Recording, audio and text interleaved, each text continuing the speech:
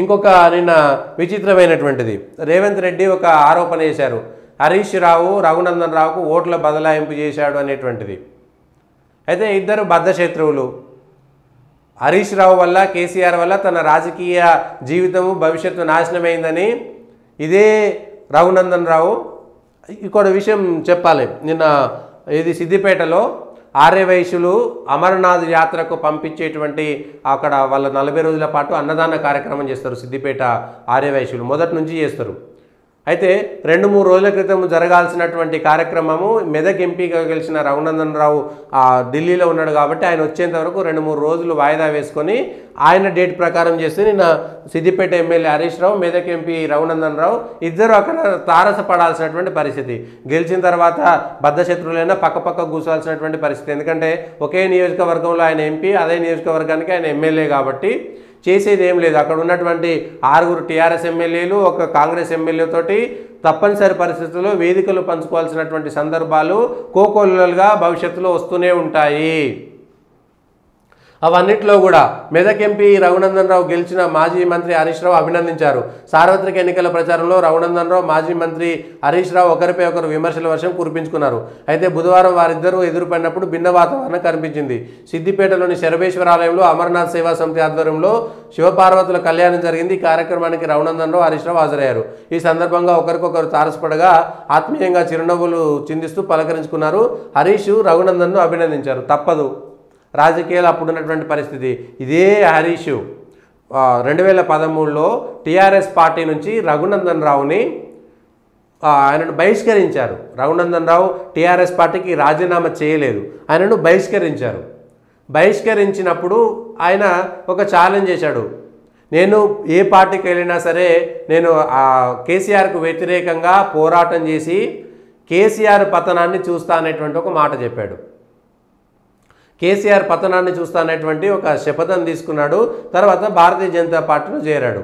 అదే దుబ్బాకలో BJP party తరఫున 2014లో పోటీ చేసిన ఒక 20,000 ఓట్లు ఏమి వచ్చినాయి. 2018లో పోటీ చేస్తే కూడా 30,000 ఓట్లు వచ్చినాయి. 2019లో ఎంపీగా పోటీ చేస్తే 2 లక్షల పైచిలకు ఎంపీ ఓట్లు వచ్చినాయి. వరుసగా 3 సార్లు ఓడిపోయినప్పుడు అందరూ అనుకున్నారు బీజేపీలో వచ్చేది లేదు, రఘునందన్ రావు గెలిచేది లేదు, ఏదో హరీష్ రావు మీద కేసీఆర్ మీద ఛాలెంజ్ చేశారు. కేసీఆర్ అసెంబ్లీలో ఉండగా కేసీఆర్ ఎదుట అధ్యక్షాన్ని ఇంకొక పార్టీ నుంచి అనిపించుకుంటా అనేటువంటి ఒక శపథం కోసం తీవ్రంగా ప్రయత్నం చేశాడు. అయితే ఈ విషయంలో ఇంకొక జాగ్రత్త కూడా తీసుకున్నాడు. వ్యక్తిగతంగా పంచుకున్నటువంటి విషయం బయటికి చెప్పిన ఇబ్బంది లేదు కాబట్టి 2018లో అసెంబ్లీ ఫలితాలు వచ్చినాయి. అసెంబ్లీ ఫలితాలు వచ్చినాక 2 రోజులకో 1 రోజుకో తెల్లారు మొత్తానికి ఏదో ఒక రోజు అసెంబ్లీ ఫలితాలు వచ్చిన 2 రోజుల్లోనే రఘునందన్ రావు కూతురు పెళ్లి జరిగింది. కూతురు పెళ్లి జరిగితే అక్కడ ఉన్నటువంటి ఆసక్తి కోసం అడిగితే కేసీఆర్ హరీష్ రావు వస్తారా, కేటీఆర్ వస్తారా, గతంలో కలిసి పనిచేసినటువంటి టీఆర్ఎస్ మిత్రులంతా వస్తారా అంటే ఆయన స్పష్టంగా చెప్పాడు, నేను వాళ్ళ వల్ల రాజకీయ భవిష్యత్ అంతా నాశనమైంది. నేను ఇవాళ మళ్ళీ కేసీఆర్నో హరీష్ రావునో కేటీఆర్నో నా బిడ్డ పెళ్లికి పిలిస్తే వీళ్ళంతా ఒకటే అనేటువంటి మెసేజ్ మళ్ళీ ప్రపంచానికి పోతుంది. నాకు అవసరం లేదు. నేను వాళ్ళకు నా రాజకీయంగా వాళ్ళు ఎప్పుడు కూడా నాకు విరోధులే తప్ప మిత్రులు కాదు. కానీ పెళ్లిలో ఇట్లాంటివి ఏముంటాయి, ప్రత్యక్షంగా ప్రతిపక్ష పార్టీలకు వీళ్ళకు వాళ్ళకి సంబంధాలు ఉంటాయి. ముఖ్యమంత్రి వాళ్ళ దగ్గరికి వీళ్ళ దగ్గరికి అన్నిటికి వెళ్తారంటే మిగిలినటువంటి వాళ్ళ సంగతి వేరు, నా సంగతి నాకున్నటువంటి ప్రత్యేక పరిస్థితి వేరు. నేను గనక ఈరోజు కేసీఆర్నో హరీష్ రావునో లేకపోతే కేటీఆర్నో పిలిచి నా బిడ్డ పెళ్లికి గనక ఈరోజు పిలిస్తే ఇంకా నా రాజకీయ జీవితమే ఉండదు. ఇక వీళ్ళంతా ఒకటైనటువంటి మెసేజ్ పోయిన తర్వాత అది పార్టీకి, భారతీయ జనతా పార్టీలో ఉన్నటువంటి పార్టీకి ఇబ్బంది, నాకు ఇబ్బంది. సో అవసరం లేదు, వాళ్ళ రాకపోయినా పర్లేదని రఘునందన్ రావు బిడ్డ పెళ్లికి కేసీఆర్ని కానీ పిలిస్తే వచ్చేవాళ్ళేమో. అప్పటికి ఆయన ఎమ్మెల్యేగా ఓడిపోయాడు. నేను ఒక్కసారి కూడా గెలవకుండా పిలిస్తే నా రాజకీయ జీవితం ఇక్కడే సమాధి అవుతుంది, భారతీయ జనతా పార్టీకి చెడ్డ పేరు తెచ్చినోడిని అవుతా కాబట్టి నేను నా బిడ్డ పెళ్లికి వాళ్ళని పిలవలేదన్నాను ఒక మాట చెప్పిండు. అరే నిజమా, ఇంత ఉంటుందా రాజకీయాల్లో అనేటువంటి ఒక మాట అనుకుంటే మిగిలినటువంటి వాళ్ళ రాజకీయం వేరు, నా రాజకీయ జీవితం మాత్రం వేరు. నేను ఏం చేసినా కూడా ఇద్దరం ఒకటే కులము, అందులో గతంలో 10 ఏళ్ల పాటు కలిసి పనిచేసినటువంటి సాన్నిహిత్యం వల్లనో ప్రతిదీ నాకు బురద అంటించేటువంటి ప్రయత్నం చేస్తారు కాబట్టి నేను అవన్నిటినీ ఎదుర్కోవాల్సినటువంటి పరిస్థితి ఉంటుంది అనేటువంటి ఒక మాట ఆ రోజు చెప్పిండు. ఆ తర్వాత ఆయన అదృష్టం కొద్దీ 2019 ఆ పెళ్లి అయిపోయినాక 2019లో ఎంపీ టికెట్ వచ్చింది. బీజేపీ తప్పనిసరి పరిస్థితిలో పోటీ చేయించింది. మంచి ఓట్లు వచ్చినాయి, కానీ ఎన్నికలకు చివరి 10 రోజుల ముందు టికెట్ రావడంతో లాస్ట్ డే ఆఫ్ నామినేషన్ వేసి మళ్ళీ తిరిగినా కూడా ఒక 2 లక్షల ఓట్లు వచ్చిన తర్వాత దుబ్బాకల, గజ్వేల్ల, అట్లనే సిద్దిపేటల భారతీయ జనతా పార్టీకి 30 వేల ఓట్లు అక్కడ రావడంతో ఒక ఆశ చిగురించింది.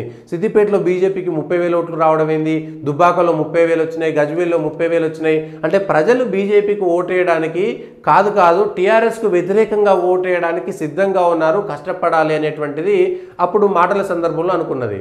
ఆయన అదృష్టమేమో దుబ్బాకలో ఉప ఎన్నికలు వచ్చినాయి. సరే, చనిపోయిన ఆయన గురించి మనం దురదృష్టమే, కానీ ఈయన అదృష్టం కొద్దే ఉప ఎన్నికలు వచ్చినాయని చెప్పుకోవచ్చు. అంటే ఒకరి జీవితంలో రాసి పెట్టున్నదాన్ని ఇంకెవరు దోచుకోలేరని చెప్పడానికి అదొక ఉదాహరణ. 2020లో ఉప ఎన్నికల్లో ఆయన అదే దుబ్బాక నుంచి అదే కేసీఆర్, హరీష్ రావు, కేటీఆర్ల మధ్యలో ఉన్నటువంటి దగ్గర వాళ్ళ పైన గెలిచి టీఆర్ఎస్కు సంబంధించినటువంటి మొట్టమొదటి పతనానికి, టీఆర్ఎస్ పతనానికి నాంది పలికింది దుబ్బాక ఉప ఎన్నిక తెలంగాణ రాష్ట్రంలో. ప్రజలంతా ఆలోచించవచ్చు. 2019 ఎంపీ ఎన్నికల్లో 4 బీజేపీ ఎంపీలు గెలిచినా కూడా ఆ తర్వాత జరిగినటువంటి హుజూర్ నగర్ ఉప ఎన్నిక వచ్చినటువంటి 2,000 ఓట్ల ద్వారా ఇదేదో అడ్డుమారు గుడ్డి దెబ్బలో మోదీ హవాలో 2019లో 4 గెలిచింది.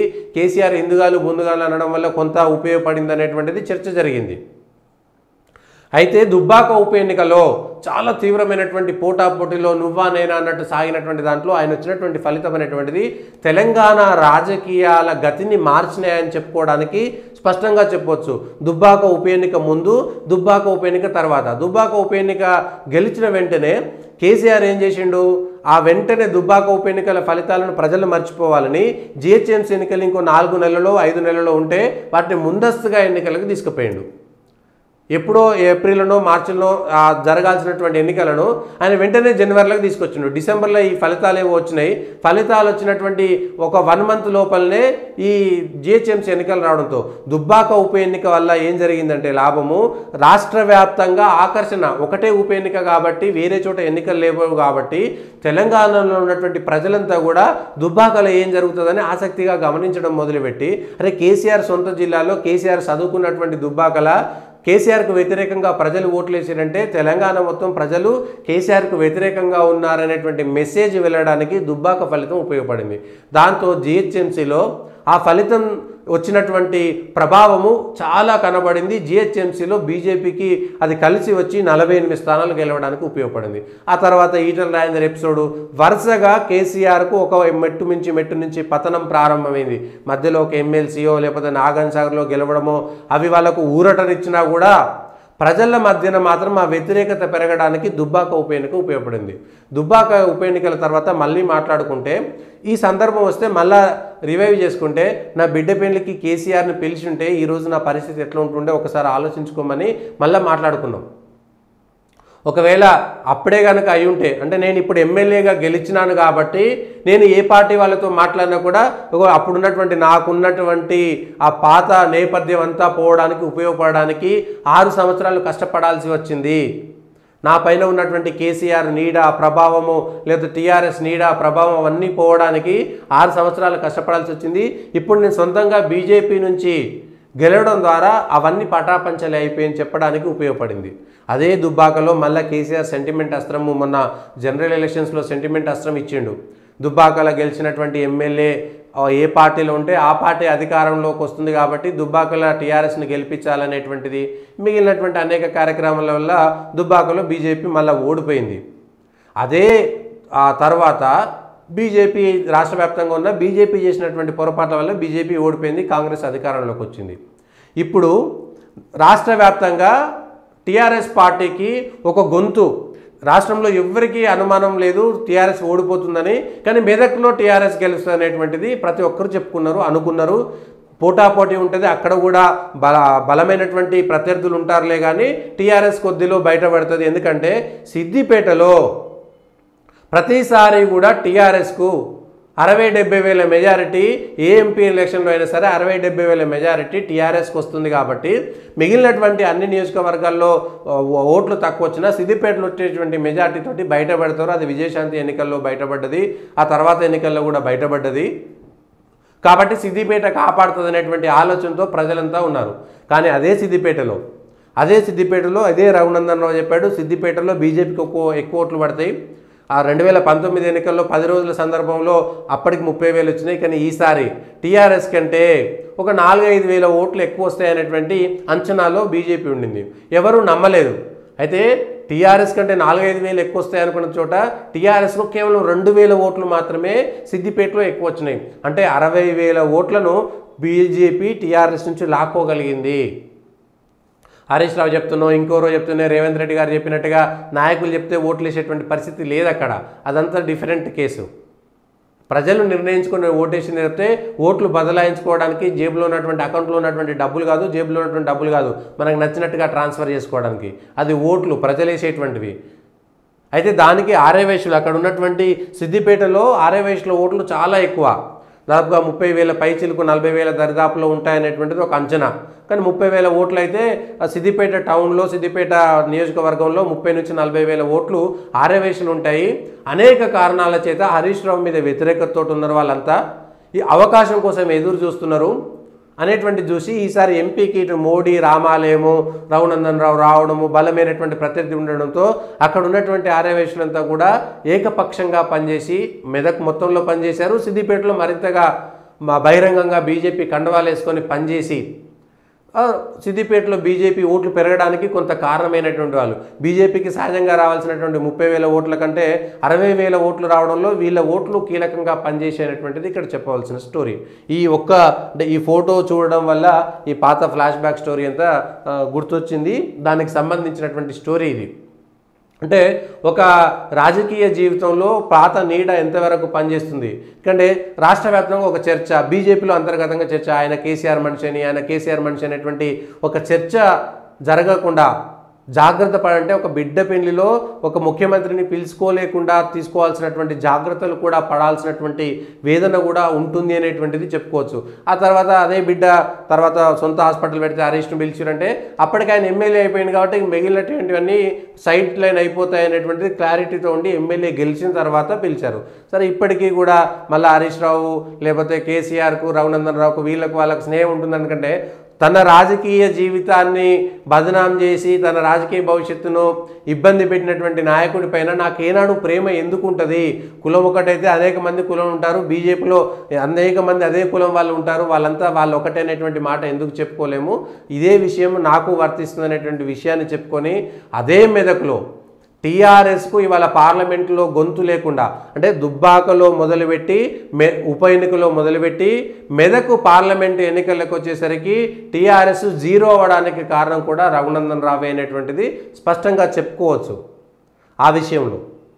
ఎందుకంటే కవితను ఓడగొట్టినటువంటి అంశంలో కొంత రాష్ట్ర వ్యాప్తంగా చర్చ జరిగింది. అంటే టీఆర్ఎస్ ఓడిపోతుంది, టీఆర్ఎస్ను ఓడగొట్టవచ్చు, కేసీఆర్ఏ సొంతంగా ఓడిపోయిన తర్వాత టీఆర్ఎస్ బలంగా ఉంటుందని చెప్పడానికి ఎక్కడ కూడా ఆస్కారాలు లేవు. సో మెదక్లో కూడా అట్లాంటిదే జరిగింది. సొంత మెదక్లో ఓడిపోయిన తర్వాత వాళ్ళ ఆ పార్టీలో ఎంతమంది ఉంటారు, ఎంతమంది మిగులుతారు, అధికారం అవసరం ఉన్న వాళ్ళు కాంగ్రెస్కి పోతారు, లేదా అవకాశం కోసం ఉన్నటువంటి వాళ్ళు బీజేపీకి వెళ్తారు. కానీ టీఆర్ఎస్లో ఎక్కువ కాలం మిగిలేటువంటి పరిస్థితి లేదు అనేటువంటిది స్పష్టంగా అర్థమవుతుంది. ఇది ఒక ఫోటో వెనుక ఉన్నటువంటి చరిత్ర స్టోరీ, దానికి సంబంధించినటువంటి స్టోరీ, ఇది ఈ అంశాలకు సంబంధించినటువంటి దాంట్లో.